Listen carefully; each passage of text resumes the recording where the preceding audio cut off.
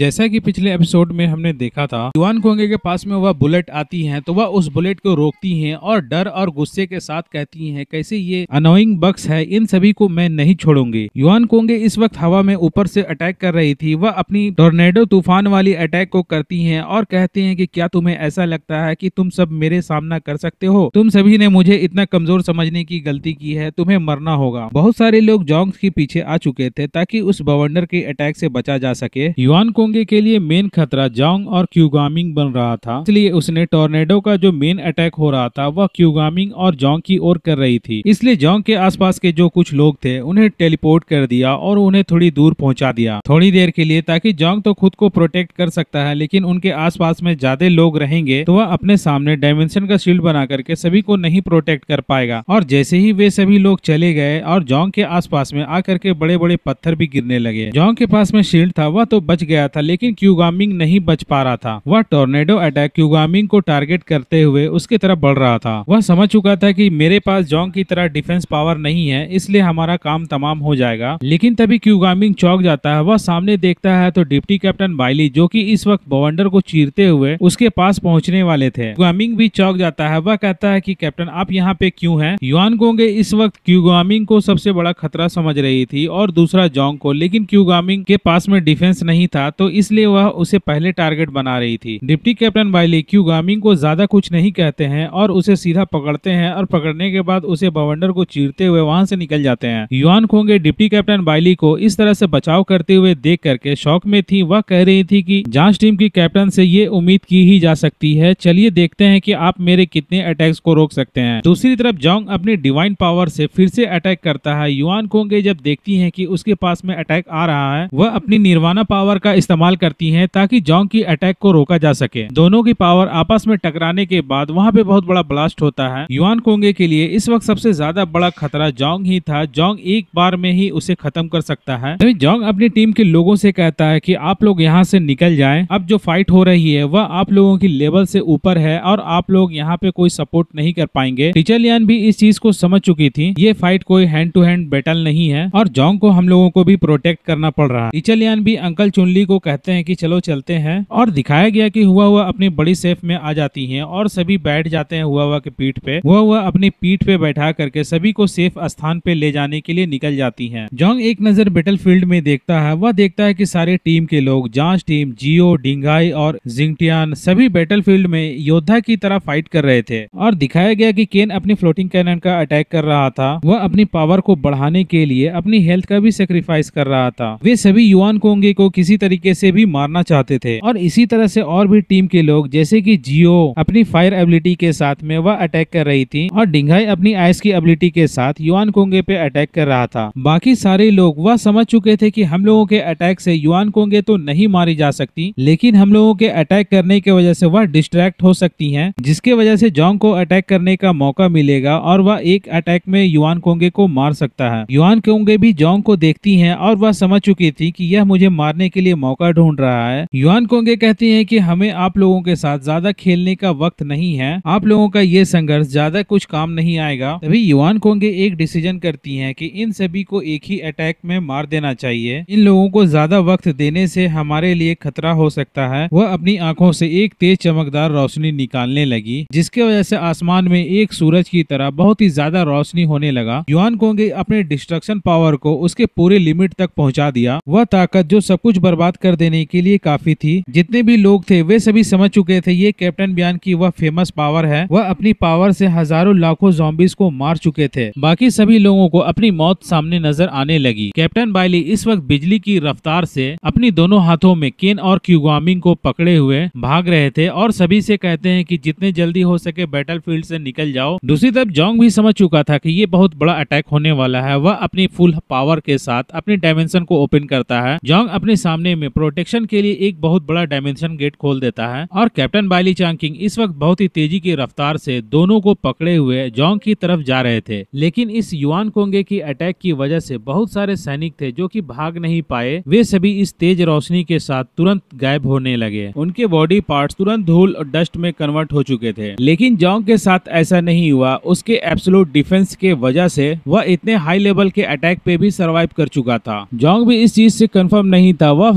सोच रहा था, फॉर्चुनेटली इस डायमेंशन गेट ने इस पावर को रेजिस्ट कर लिया। जिंगटियान जब उस डिस्ट्रक्शन पावर से भाग रहा था, वह बचने के लिए अपने पूरी बॉडी पे आइस आर्मर का शील्ड बना चुका था, लेकिन फिर भी युआन कोंगे के डिस्ट्रक्शन पावर से नहीं बच पाया और उसका शील्ड एक पल में खत्म हो गया और वो अपनी हाथों से जब प्रोटेक्ट किया तो उसका हाथ भी चला गया। जियो और टीम के सारे लोग जब डिंगाई की हाथों को देखा तो वे सभी शॉक हो चुके थे। टीम के सारे लोगों की तरह डिंगाई भी जोंग के डायमेंशन के पास आ चुका था। अगर वह नहीं आ पाता तो उसकी पूरी बॉडी चली जाती। डिंगाई ने अपने हाथ के चोट को आइस से सील कर दिया और एक हाथ चले जाने के बाद भी वह लड़ने के लायक था। डिंगाई भी सोच रहा था कि अब आगे क्या होगा, सिर्फ मौत का इंतजार ही किया जा सकता है। और इस वक्त कैप्टन बाइली चांकिंग वह सोच रहे थे, क्या एप्सिलॉन स्तर का म्यूटेंट को क्या वाकई हराया नहीं जा सकता? इनकी पावर्स इतनी ज्यादा है, क्या इन्हें मारा नहीं जा सकता? युआन कोंगे इस वक्त हवा में थी। वह कहती है, जोंग तुम्हारी ताकत काफी स्ट्रॉन्ग है, पर मैंने 36 म्यूटेंट की एबिलिटी को एब्जॉर्ब किया है, जिसमें कैप्टन बियान की भी एबिलिटी शामिल है। तुम मुझसे जीत नहीं सकते।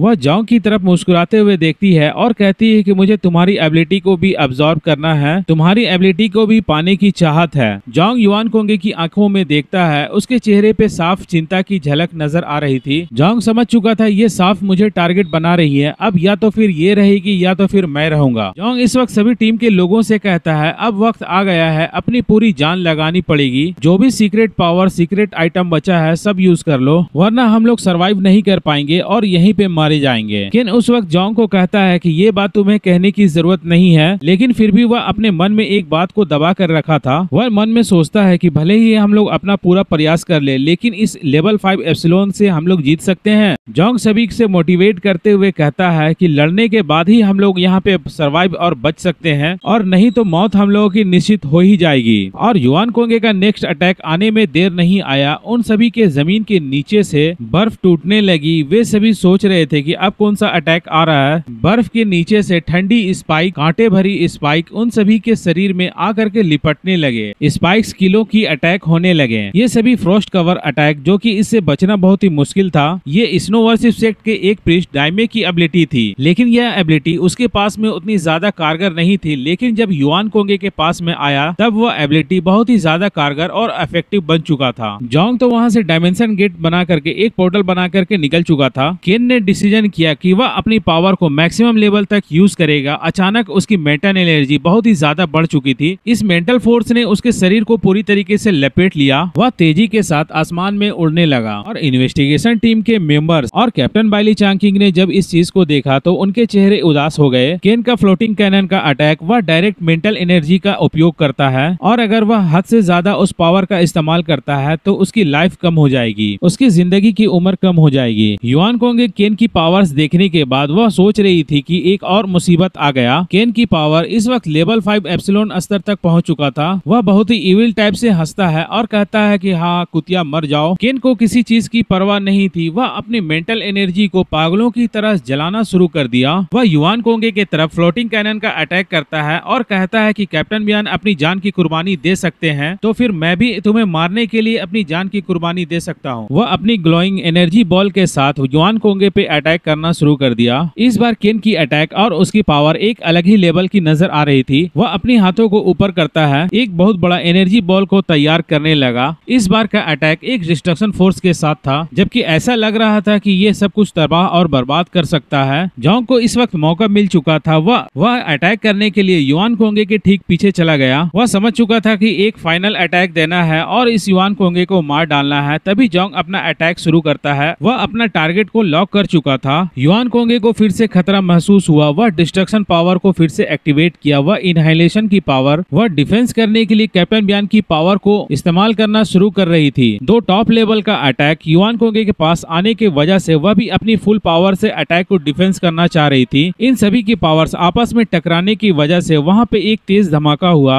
एक कलरफुल लाइट पूरी आसमान पे छा गई। उनके पावर्स इस तरह से महसूस हो रहे थे कि जैसे दो प्लेन आपस में क्रैश हो चुके हों। आसमान में एक सूरज की तरह लाइट चमक उठी। अंकल और टीचर लियान वे भी सोच रहे थे कि सब खत्म हो गया। इससे आगे की स्टोरी और भी ज्यादा इंटरेस्टिंग होने वाली है। हमारे चैनल में बने रहें, लाइक करें, शेयर करें, सब्सक्राइब करें। अगर आप मुझसे कुछ कहना चाहते हैं तो कमेंट में कह सकते हैं, मैं आपका कमेंट पढ़ता हूँ। इसी तरीके से हर 2 दिन में एक अपडेट वीडियो लाता रहता हूँ। इस वीडियो को लास्ट तक देखने के लिए आपका शुक्रिया, धन्यवाद।